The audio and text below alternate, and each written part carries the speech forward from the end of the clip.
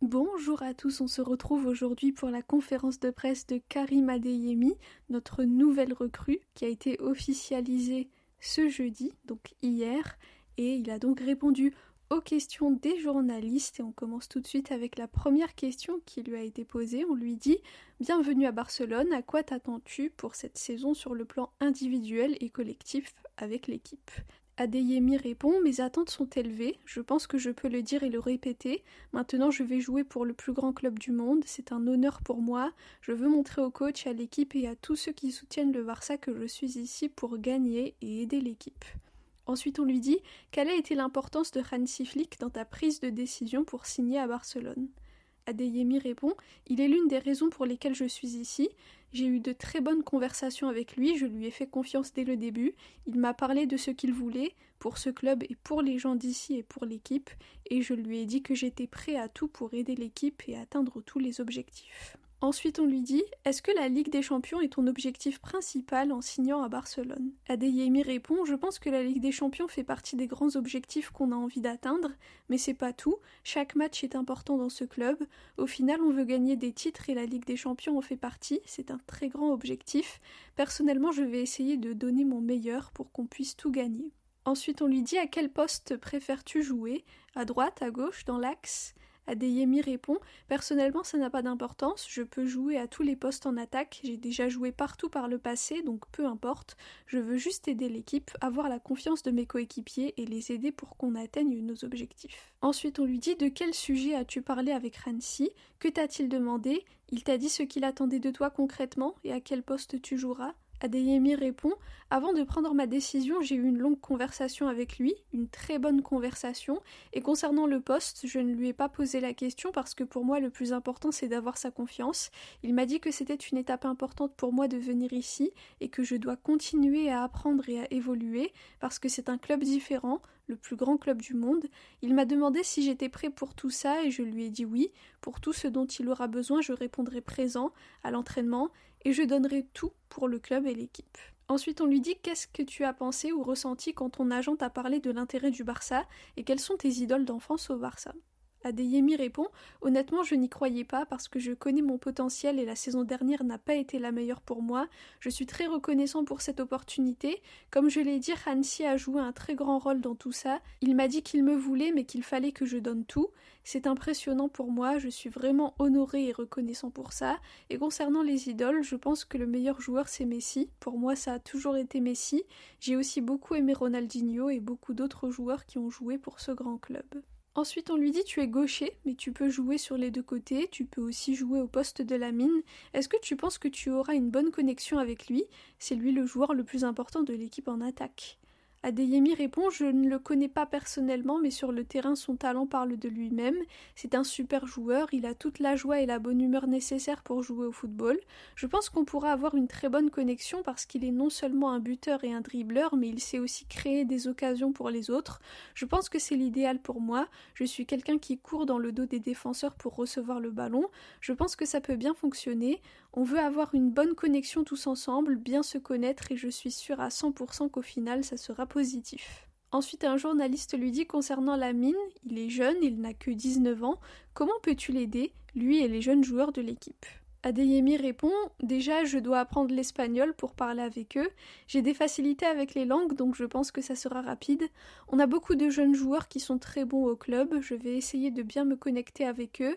On est une équipe et on a le même objectif, donc on va faire en sorte de faire de bonnes choses et la connexion se fera sur le terrain naturellement. » Ensuite, on lui dit « Qu'est-ce que ça signifie pour toi ce transfert à Barcelone ? On t'a vu avec ta famille. C'est un grand changement. C'est une grande étape pour toi. » Adeyemi répond « Oui, comme je l'ai dit, c'est un grand honneur d'être ici, d'avoir cette opportunité d'évoluer dans le meilleur club du monde. C'est une nouvelle ville, mais le plus important c'est le football, je suis 100% concentré sur le football. On veut atteindre nos objectifs, je veux aider l'équipe et donner de la joie aux supporters, c'est ça le plus important. Le reste c'est secondaire, c'est ma première saison, je vais tout donner et à la fin on verra. » Ensuite on lui dit « Tu as dit que le Barça est le meilleur club du monde, pourquoi penses-tu cela ?» Adeyemi répond: pour moi c'est le meilleur club du monde parce que c'est un club historique, un club que je connais depuis tout petit. Il y a beaucoup de joueurs incroyables qui ont joué ici et ils ont brillé. C'est un club différent aussi de par sa catalanité, c'est très spécial. Tout le monde m'a dit que quand je viendrai je verrai la différence. Ce ne sont pas des Espagnols, ce sont des Catalans. Je suis très content, j'ai ressenti une connexion dès mes premiers moments ici. Je suis très content et j'ai hâte de jouer. Ensuite, on lui dit: tu es très jeune, tu rejoins une équipe où il y a aussi beaucoup de jeunes, beaucoup d'entre eux viennent d'être sacrés champions du monde. Comment te sens-tu et comment imagines-tu ton intégration au sein du groupe? Et qu'est-ce qui t'impressionne le plus chez Lamine? Est-ce que c'est sa maturité ou alors sa capacité à être parmi les meilleurs malgré son jeune âge? Adeyemi répond: je pense que sur le terrain, l'âge n'est pas important. Que tu sois jeune ou âgé, c'est la connexion sur le terrain qui compte. Peu importe s'ils ont 18-19 ans. Je pense que ce sont tous des bons gars parce que Hansi dit toujours que le club et l'équipe sont comme une famille. Donc je ne m'inquiète pas pour ça. On a tous vu la finale, ils ont gagné la Coupe du Monde. Leur manière de jouer est impressionnante. C'est incroyable le nombre de joueurs du Barça qui étaient dans l'équipe. C'est le plus grand trophée qu'un footballeur peut gagner. Mais ils sont jeunes, donc je pense qu'ils en veulent encore plus et ça va leur donner encore plus de motivation pour faire de grandes choses en club aussi. Ensuite, une journaliste lui dit: tu es arrivé ici il y a plus d'une semaine, comment l'as-tu vécu? Est-ce que tu as eu peur que le deal ne se fasse finalement pas? Et est-ce que tu as pu rencontrer certains de tes nouveaux coéquipiers? Adeyemi répond: oui, j'ai rencontré les joueurs qui sont ici, et non, je n'étais pas inquiet pour le deal, c'est du football et ce n'est pas mon travail de m'occuper de ces aspects-là. Il y avait des discussions et c'est rien. J'ai bien profité de cette première semaine ici, j'ai rencontré les joueurs, ils sont tous très sympas, très respectueux, et j'aime beaucoup conduire tous les matins pour me rendre au centre d'entraînement. Je vois qu'ils travaillent dur à l'entraînement, j'ai hâte de m'entraîner avec eux. Ensuite, on lui dit: que penses-tu de la confiance que Hansi te donne? Ça t'apporte plus de motivation, un sens des responsabilités ou un peu plus de pression? Adeyemi répond: c'est un honneur, avoir l'opportunité de jouer pour ce club comme je l'ai dit c'est incroyable, et bien sûr c'est aussi une responsabilité, je dois lui rendre en faisant ce qu'il me demande et c'est pour ça que je vais travailler chaque jour, pour lui et pour l'équipe. Je pense qu'il peut me faire confiance parce que je vais tout donner sur le terrain, pour lui mais aussi pour les fans et le club. Ensuite, on lui dit: tu as dit que Messi était l'un de tes idoles du Barça. Est-ce que quand tu vois Lamine Yamal jouer de l'extérieur, tu penses qu'il pourra atteindre ce qu'a atteint Messi? Certains disent qu'il pourra gagner le Ballon d'Or cette année. Tu penses que c'est possible? Adeyemi répond: je pense qu'il ne sera pas en colère contre moi si je dis que personne ne peut atteindre le niveau de Messi. C'est toujours difficile de dire s'il pourra être comme lui ou comme un autre joueur, parce qu'il doit être lui-même. De mon côté, j'essaie de faire la même chose, j'essaie d'être moi-même et de faire de mon mieux. On voit qu'il joue très bien et avec beaucoup de liberté. C'est super pour lui et pour nous tous. On jouera ensemble, donc je suis heureux. Mais au final, il doit faire son propre chemin et peut-être qu'il pourra gagner le Ballon d'Or cette année. Et enfin, la dernière question, on lui dit: après avoir signé ici, quelle est la chose pour laquelle tu as le plus hâte? Gagner la Ligue des Champions? Jouer avec Lamine? Adeyemi répond: la première chose, ça serait de faire mon premier entraînement déjà, faire partie de l'équipe, m'amuser avec mes coéquipiers, apprendre des différentes cultures aussi. Voilà, j'ai très hâte pour les entraînements et les matchs, jouer dans le stade devant les fans, tout ça. Mais au final, je suis déjà très content de pouvoir faire tout ça et jouer au football, c'est mon rêve. Voilà pour la conférence de presse de présentation de Karim Adeyemi, qui a donc signé, comme vous le savez, jusqu'en 2031 en provenance du Borussia Dortmund. Je crois d'ailleurs que c'est Hansi qui l'a fait débuter avec la sélection allemande lorsqu'il était sélectionneur. Personnellement, c'est pas un joueur que je suis particulièrement, mais je fais confiance à Hansi Flick. Je pense qu'il va le faire évoluer et qu'il va faire en sorte qu'il donne sa meilleure version tout simplement. Je pense que Hansi a démontré que à chaque fois il avait cette capacité à faire ressortir le meilleur de ses joueurs et je pense que pour Adeyemi ça sera aussi le cas. Donc voilà, dites-moi ce que vous pensez de tout ça. Bon, on a déjà 2 bonnes recrues avec Anthony Gordon et Karim Adeyemi. On va voir ce qui va se passer avec Ferran Torres. Personnellement, connaissant un petit peu sa personnalité, je pense savoir un tout petit peu cerné la personnalité de Ferran, je pense qu'il voudra aller au PSG. D'ailleurs, je sais pas si vous avez vu, mais dans les médias, il y a beaucoup de choses qui sont sorties sur le fait que Ferran n'était pas content du rôle que lui donnait Hansi, etc. Je pense que Ferran, il a cette volonté un peu de se venger, de prouver à tout le monde. Donc je pense qu'il va plutôt aller vers le PSG. On verra de toute façon dans les prochains jours. Ensuite, concernant Julián Alvarez, dites-moi ce que vous en pensez. Est-ce que pour vous, le Barça doit continuer sur cette piste-là?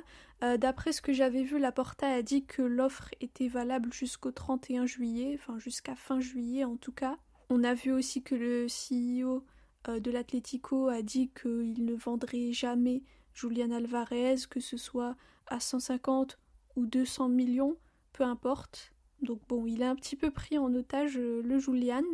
Mais personnellement, je pense que c'est beaucoup trop cher, même si l'Atlético a accepté de le vendre. 150 millions, c'est énorme. Je pense que c'est jamais bon de mettre autant sur un seul joueur. Donc voilà, dites-moi vous ce que vous pensez de tout ça.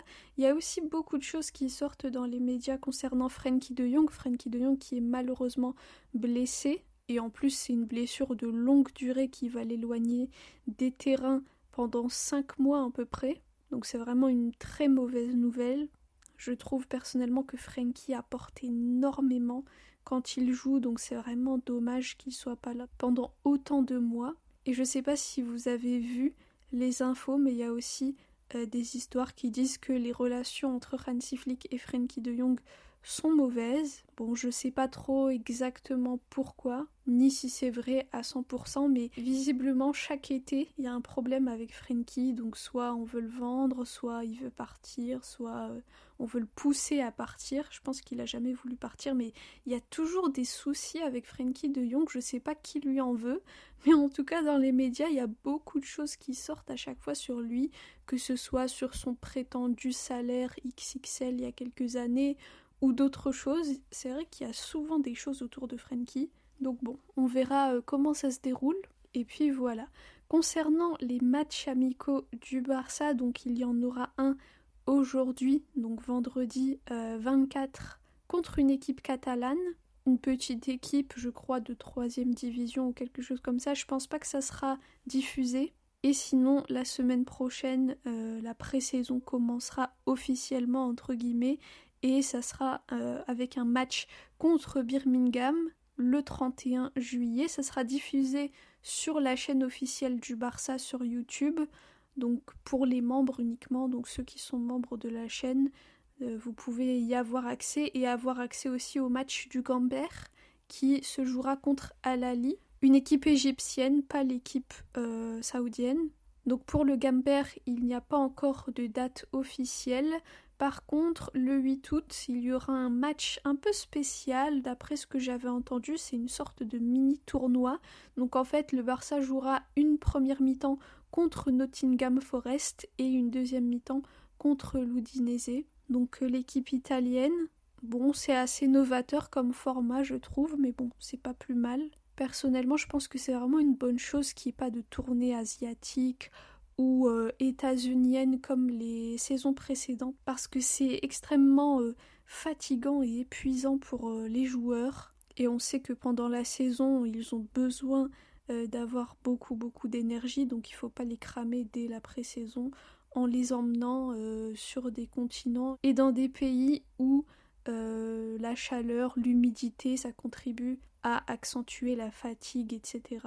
Donc je pense que c'est une bonne chose qu'ils soient restés en Europe. Là, ils vont jouer en Angleterre, c'est pas très loin, donc c'est positif. Voilà, dites-moi ce que vous avez pensé de tout ça. Dites-moi aussi, est-ce que vous pensez qu'il y aura d'autres recrues? Personnellement, je pense que oui, mais je sais pas du tout qui ni à quel poste. Mais je pense qu'on va pas s'arrêter seulement à 2 recrues. Le club est de retour au 1 pour 1, on a de l'argent. En plus, je pense que la blessure longue durée de Frenkie va libérer encore plus de masse salariale. Donc je pense que le club va pouvoir recruter plus de joueurs encore. Voilà, merci à tous pour votre écoute, pour vos commentaires. Visca el Barça et Visca Catalunya.